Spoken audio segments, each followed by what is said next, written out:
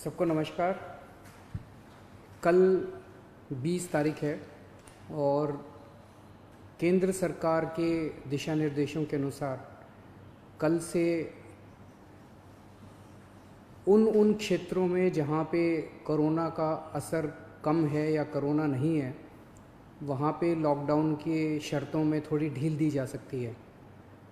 तो हम सब लोगों को बैठ के ये सोचना है कि कल से क्या ढील दी जानी चाहिए और अगर ढील दी जानी चाहिए तो कितनी ढील दी जानी चाहिए। केंद्र सरकार का कहना है कि जो हॉटस्पॉट्स हैं और जो कंटेनमेंट जोन्स हैं उनमें ढील फ़िलहाल नहीं दी जानी चाहिए, क्योंकि वहाँ पे स्थितियाँ ख़राब हैं और अपने को कंट्रोल करने की ज़रूरत है। दिल्ली में 11 ज़िले हैं। दिल्ली के 11 ज़िले हॉटस्पॉट डिक्लेयर किए गए हैं।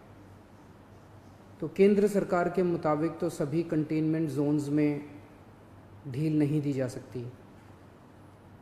हमने दिल्ली सरकार में अपनी भी असेसमेंट की।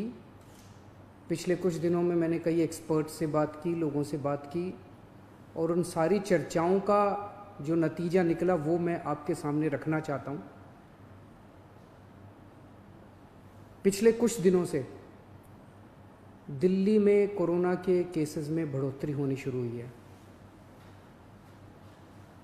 हमने टेस्ट भी ज़्यादा करने चालू किए हैं। पिछले कुछ दिनों में हमने काफ़ी टेस्ट किए हैं दिल्ली के अंदर, और कोरोना के केसेस में बढ़ोतरी भी चालू हुई है। कल हमारे पास 736 केसेस के टेस्ट की रिपोर्ट आई। उन 736 में से 186 कोरोना के मरीज़ निकले, यानी कि 25% लोग कोरोना के मरीज़ निकले। 186 तो काफ़ी ज़्यादा है। ये 186 के 186 सभी एसिम्प्टोमेटिक हैं। इनमें किसी में भी सिम्टम्स नहीं है। किसी को बुखार नहीं है, किसी को खांसी नहीं है, किसी को सांस की शिकायत नहीं थी। उनको पता ही नहीं था कि उनको कोरोना है। उनको पता ही नहीं था कि वो कोरोना लेके घूम रहे हैं इधर उधर। ये और भी ख़तरनाक बात है कि कोरोना फैल चुका है। बहुत सारे लोग कोरोना लेके घूम रहे हैं, और ये बीमारी ऐसी है कि किसी को पता भी नहीं चलता कि मुझे बीमारी हो गई है। कई बार सिम्टम्स नहीं आते, बीमारी हो जाती है। किसी आदमी का इम्यून सिस्टम स्ट्रांग है और वो घूमता रहता है, और पता नहीं कितने लोगों को कर देता है। तो ये 186 लोग अपनी अपनी ज़िंदगी में घूम रहे थे।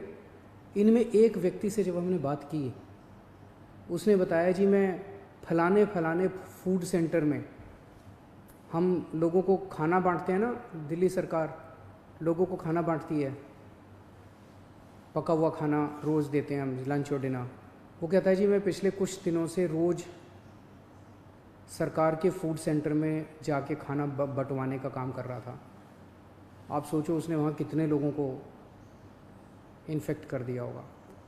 तो मैंने आज ही आदेश दिए हैं उस फूड सेंटर में जितने लोग आते हैं, मैं एज्यूम कर रहा हूँ कि डेली वही लोग आते होंगे एक सेंटर में खाना खाने के लिए, उन सब की रैपिड टेस्टिंग करवाएंगे जितने भी लोग आते हैं।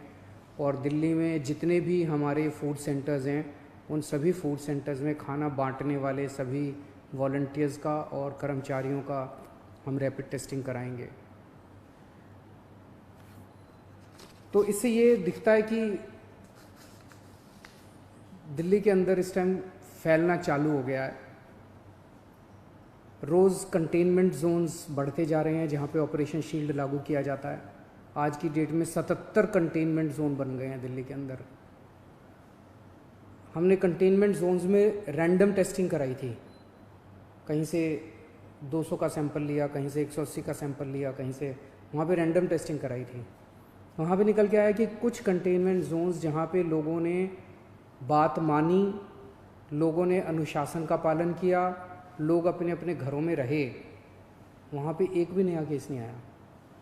लेकिन जहाँ लोगों ने बात नहीं मानी और लोग गलियों में निकल आए, हम उस कंटेनमेंट जोन के अंदर किसी को नहीं आने देते, बाहर किसी को नहीं जाने देते, लेकिन अंदर लोग एक दूसरे के घर में जाते रहते हैं। लोग नहीं मानते, काफ़ी उनको मनाने की कोशिश की जाती है, सख्ती करने की कोशिश की जाती है, लेकिन कई जगह लोग नहीं मानते।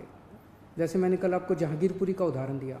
जहांगीरपुरी की एक गली, उसके अंदर एक ही परिवार के कई सारे घर थे, चाचे मामे ताया ये सब। उनमें एक ही परिवार के 26 केस पॉजिटिव निकले, क्योंकि वो माने ही नहीं। कंटेनमेंट जोन होने के बावजूद वो एक दूसरे के घरों में जाते रहे। तो जहाँ जहाँ कंटेनमेंट जोन में लोगों ने बात मानी है, वहाँ एक भी नए केस नहीं मिले, और जहाँ लोगों ने बात नहीं मानी, वहाँ पे कुछ कंटेनमेंट जोन्स में कई नए केस निकल के आए हैं। तो एक चीज़ तो ये है कि दिल्ली में कोरोना तेज़ी से फैल रहा है, पर अभी स्थिति नियंत्रण के बाहर नहीं है, स्थिति नियंत्रण में है। स्थिति चिंताजनक है, पर घबराने की ज़रूरत नहीं है। अपने को सबको अनुशासन में रह के इसको कंट्रोल करने की ज़रूरत है। आज दिल्ली में टोटल 1893 केस हैं, मोटा मोटा 1900 मान लो, 1900 केस हैं। 1900 में से 26 आईसीयू में हैं और 6 वेंटिलेटर पे हैं। लगभग 43 लोगों की मौत हो चुकी है। 26 आईसीयू में, 6 वेंटिलेटर पे हैं। आप सोच के देखो कि अगर लॉकडाउन नहीं होता तो क्या होता। दूसरे देशों का जो हाल है, भगवान ना करे अगर ऐसा अपने देश में होता, अगर लॉकडाउन ना होता, मान लो 3000 लोगों को आईसीयू की ज़रूरत पड़ जाती, मान लो 2-2.5 हज़ार लोगों को वेंटिलेटर की ज़रूरत पड़ जाती है, और ज़्यादा लोगों को। इतने तो आईसीयू ही नहीं थे, इतने तो वेंटिलेटर ही नहीं है। इटली में, स्पेन में, अमेरिका में यही देखने को मिल रहा है कि आईसीयू कम पड़ गए, वेंटिलेटर कम पड़ गए, अस्पताल की व्यवस्थाएं कम पड़ गई।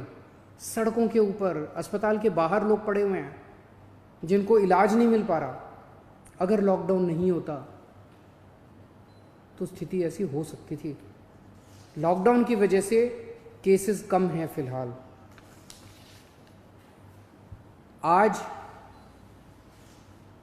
दिल्ली में पूरे देश की 2% जनसंख्या रहती है, लेकिन पूरे देश के जितने कोरोना के मामले हैं उसका 12% मामले कोरोना के दिल्ली में हैं।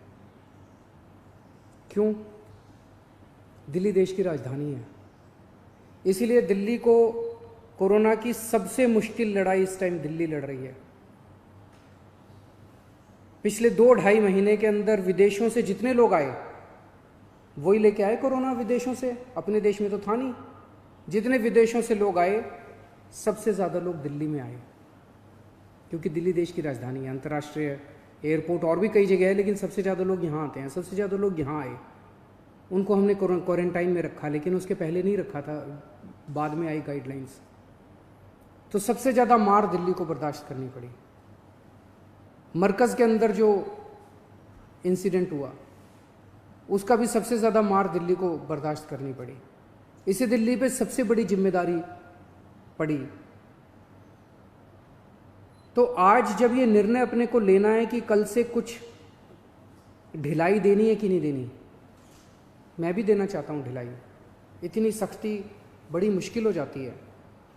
कैसे लोगों का गुजारा चलेगा, कैसे लोगों की रोजी रोटी चलेगी, कैसे लोगों का घर चलेगा। लोग बहुत मुश्किल में हैं, बच्चों के स्कूल बंद है। हम भी ढिलाई देना चाहते हैं, लेकिन ढिलाई देना बड़ा आसान है, और ढिलाई दे दी और स्थिति बहुत ख़राब हो गई, और उसके बाद अगर आईसीयू कम पड़ गए और अस्पताल के बेड कम पड़ गए और वेंटिलेटर कम पड़ गए और ऑक्सीजन कम पड़ गई और पता नहीं कितनी अगर जानें चली गई, तो हम कभी अपने आप को माफ़ नहीं कर पाएंगे। इसीलिए इन सब चीज़ों को ध्यान में रखते हुए हमें लगता है अभी थोड़ा संयम बरतने की ज़रूरत है।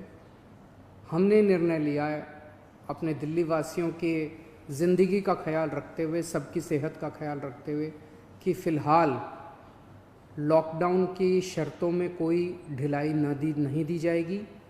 1 हफ्ते के बाद फिर से हम सारे एक्सपर्ट्स के साथ बैठ के, सबके साथ बैठ के इस पे दोबारा इसकी असेसमेंट करेंगे, और अगर ज़रूरत पड़ी तो उसके बाद ढिलाई दे सकते हैं।